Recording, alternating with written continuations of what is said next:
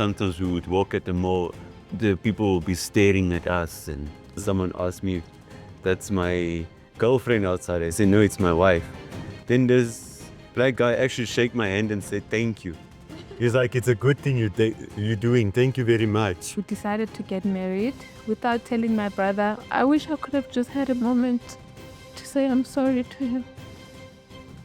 Sorry. My name is Patie Botha. I'm Christiaan Botha. So we met at a fashion show. I was showcasing. I was directing. Yeah, he was directing at the studio. When I first saw her, I was even looking at the security there at the studio. I spoke to him, I said to him, you see that woman right there? One day I'm going to marry her. Then he said to me, good luck of that, I already tried. And she rejected me. So from the moment I saw her, I knew I'm going to marry her. I don't have parents. My parents passed away when I was young. So it was just me and my two brothers. I was raised by both of them. I did meet his family after about that 1 year. And yeah, they were quite cool people. He met my brother. May his soul rest in peace. The other one, both my brothers passed away. But he met my other brother just about a month before he passed away. He met him for the first time and unfortunately last time. I stayed with my brother for some time and before I met him, and then after I met him and everything, my brother found out obviously about our relationship through some relatives, probably from my other brother because he was still alive. Remember, he passed away just after we got married. Yeah, but they liked me. Yeah. He loved me actually. I mean, he even said that the only lobola he wants is me looking after his baby sister. Unfortunately, when my other brother passed away and I went to the funeral, that's when I actually realized that he was not in support of my relationship because he told me, you just go and marry like a white guy. So he wasn't even worried about me being married without him knowing. He was just worried about me being married to a white man, and he said he won't support the relationship and whatever. I can just, go and do whatever I want. For the fact that I knew that the brother didn't approve of our marriage, it kind of broke my heart, but I learned to deal with it and just accept it. And then from there I started meeting the rest of the family and they actually all love me. And I decided to go to the funeral without him because already I knew there were going to be tensions. And now the funeral was in Limpopo. Already that was like, okay, we have a funeral. We are meeting your husband. It was just a lot, and I was not in a good space to be having to now explaining the husband and mourning my brother. I just wanted to be in one space at one time, and he was in support of that. It was just not gonna work out had I gone with him, because now you have people in Limpopo going, leho, and guys, I'm trying to mourn, okay? I just lost my brother. Can we not do this?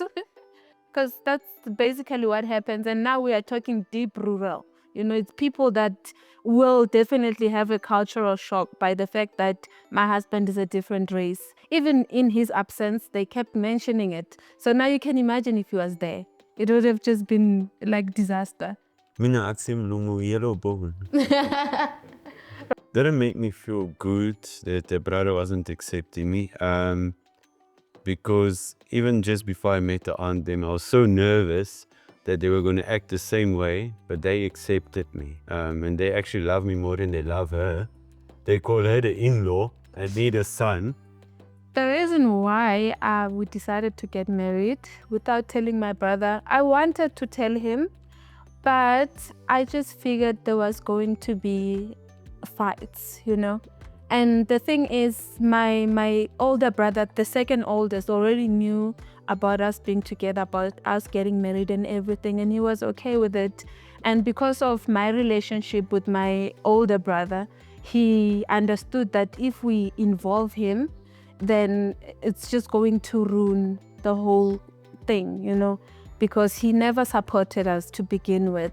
He felt like because we lost our parents when we were young, he was forced to raise us. He was forced to do certain things. So now it's like whatever we do if we don't run it by him, we think we are better. So my other brother is the one that said, no, don't invite him, because it's gonna cause fights, it's gonna ruin your day, it's gonna do this, it's gonna do this. So I was on the same boat with him. I honestly don't know what his issue was with me being married to a white man, because that also came to me as a shocker.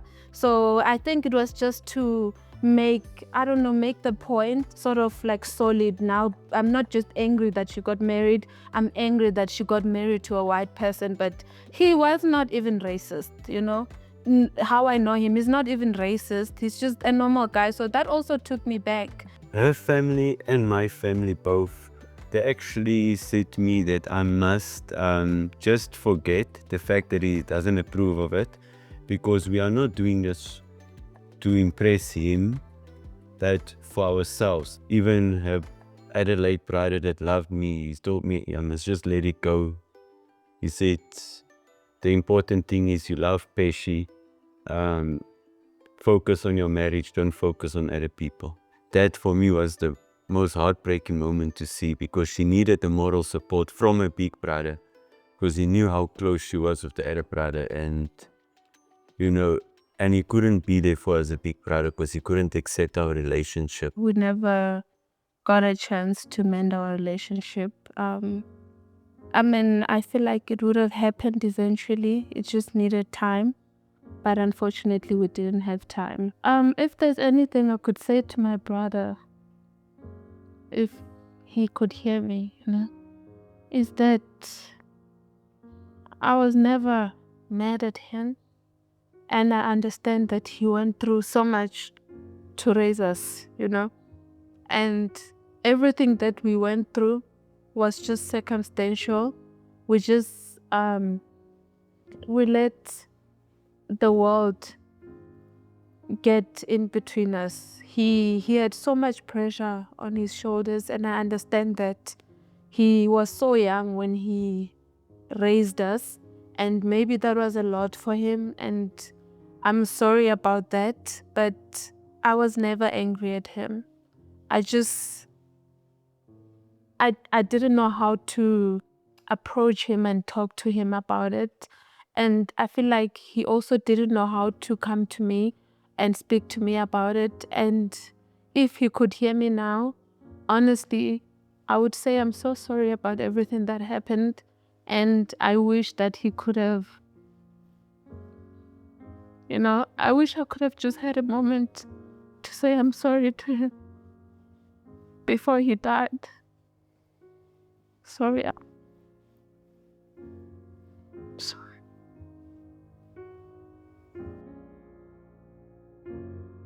This is the first time I've ever brought up the topic of my brother, so that's why I got so emotional.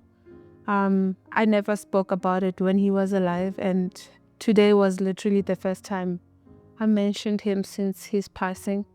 So it's really hard. I didn't actually realize it hit me this hard until today. Right? And also, I would also just say sorry to him that I only have asked permission from the one brother to marry Patie and not come to him. I also felt like I disrespected him as a big brother by not going to him and saying that, look, I love your sister, I want to marry her, and just going to the one brother that I got along with, instead of going to the one that I don't get along with and asking permission. Yeah. At one point, we did move in with his mom and family, and that's when I actually realized that a lot of things were done different. As a kid, I would say in Black culture, not even in Patie culture, you don't just speak to an adult how you want. You sort of ask for permission, If you want something, you sort of ask, whereby on his side, it was the other way around. It was a cultural shock. We stayed with my sister-in-law and his brother, and she also was quite different how she approached my mother-in-law and how I approached my mother-in-law. And for me, that was a shocker, because I respect her like my own mom. And then she talks to her like it's just her friend. And why would I just walk into her room without knocking? If her husband is there, personally, I'm not allowed to go into the bedroom. I can only go into my mother-in-law's bedroom if her husband is not there. But my sister-in-law would go. And it's not a bad thing, it's just cultural difference. But I noticed it and it disturbed me, you know. Challenges that we faced as a couple, I wouldn't say it's cultural, but when we first met, you know, she was self-employed, I was running MPO, so financially it was a challenge. I feel like that obstacle actually made us very strong as a couple, because I feel like if as a couple you can go through a financial challenge, then you can overcome anything. I remember we once went to shopping. The lady that was the cashier, she obviously noticed that we are a couple. So she asked me, is this your partner or boyfriend? I don't remember, but I said, yeah. So she came to this, like on my side, she's like, so like, what kind of food do you eat for breakfast since you're married to a white man? And I'm like, what? She's like, do you eat like bacon and nice breakfast? Also, someone asked me, that's my girlfriend outside. I said, no, it's my wife. Then this black guy actually shake my hand and said, thank you. He's like, it's a good thing you're doing. Thank you very much. And I'm thinking, and then? So my biggest worry was that if he comes to visit me in the township, first of all, he's a white man. It's no, you know, it's not a question of if. So now when he comes, my biggest concern was like, literally, what are people gonna think? You know, it was in the slay queen era, and people would think maybe that's what they used to even call me, and I wasn't even dating at the time. So now I'm gonna be bringing a white man. They're like, vele, she's a slay queen, because she's bringing like a white guy, you know. That was my biggest concern. And also safety. And I was worried you might get robbed, or like a lot of things just went through my mind. I never really cared what people will say, or if they will be, sometimes we would walk at the mall, the people will be staring at us, but I wouldn't even care. I would walk hand in hand with her with pride, saying, yeah, this hot lady is my wife. He's very compassionate. He's caring. You know, he's there fully. You know, you don't get half of my husband. You get 100% of him. Even if I'm sick, like it's like he's the one that's sick. You can see it in his eyes. He's sad and everything. And I try to assure him, I'm not gonna die. It's just flu, you know. But it's the actions that come after the small things, and that really, for me, you know, it touches my heart and I appreciate it. I wouldn't say what I like least about him, but it's just the trait that he's friendly. He's friendly with everyone, and I'm not. And sometimes that's weird, because I find myself being like the mean wife. You know, I don't really like to chat with a lot of people, and he does, and then I'm just standing there with my resting bee face. What I didn't like about her, like touching my things, because I'm a very private person, if I can put it like that. Yeah, it doesn't like even if my bedside table can be messy, I know where to find everything. Now, when it's organized, I don't know where to find anything. Yeah, he hated that I was a neat freak. You know, he would tell me, don't move my things. I can't find my things. I'm learning a bit of Afrikaans. Look, I understand a bit here and there if they talk like normal Afrikaans, like Afrikaans for beginners. I speak more Zulu. But you understand some Pedi. Yes, I understand enough Pedi for you not to gossip about. Yeah, well, I try to gossip with my friends sometimes, be like, you know, 1, 2, 3 in Pedi, and it's like, yeah, I can hear you. I'm like, what? One thing that I can say is I'm the luckiest man in the world. I wake up with breakfast in bed every single morning. It does. From the day that we met. Actually, from the day we started staying together. Yeah. Even the days where she used to come and visit before we left together, every single morning. Not one morning will pass where I don't get breakfast in bed. She even puts bath water for me. While I'm in the bath, she even puts out the clothes for me on the bed. Everything. If you are in an interracial relationship and you are even scared of your family finding out or anything, I just want to say, remember, you were born alone, you're gonna die alone. Do what makes you happy. Don't care about satisfying the next person. Remember, in the beginning, it's a relationship. before it involves race. It's a bond between two people that are in love with each other. And those lines should not be blurred by race or culture or anything.